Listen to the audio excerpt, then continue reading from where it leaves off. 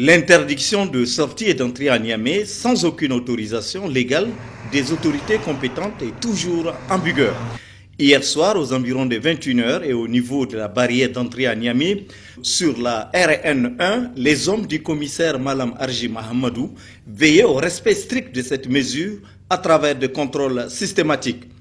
Aucun automobiliste ne pouvait franchir cette barrière. Même avec des autorisations légales, des vérifications sont menées. Nous venons de Dosso et depuis 17 heures, nous sommes ici à la barrière. Impossible de la franchir. Je n'ai aucune autorisation pour y laisser passer. Après cette porte d'entrée de Niamey, nous avons suivi le commissaire de police avec ses hommes à travers la ville de Niamey. Cette équipe de la police nationale voulait s'assurer de l'effectivité du couvre-feu. Au cours de cette patrouille, des automobilistes ont été appréhendés.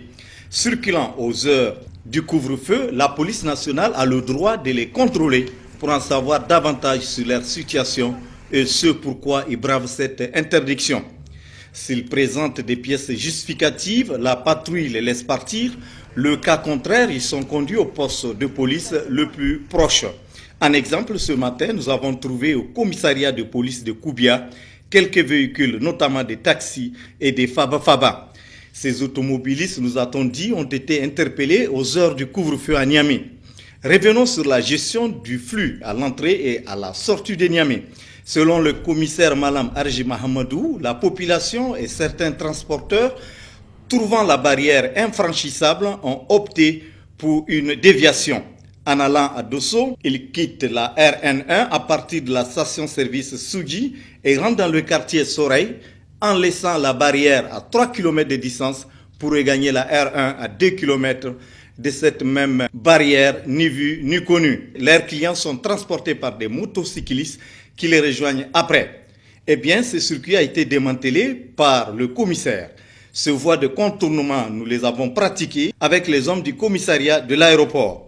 Elles sont difficilement praticables. Cette ronde sur les voies frauduleuses a permis de croiser ces individus hors la loi. D'autres, nous voyant, ont préféré prendre la fuite au risque de leur vie.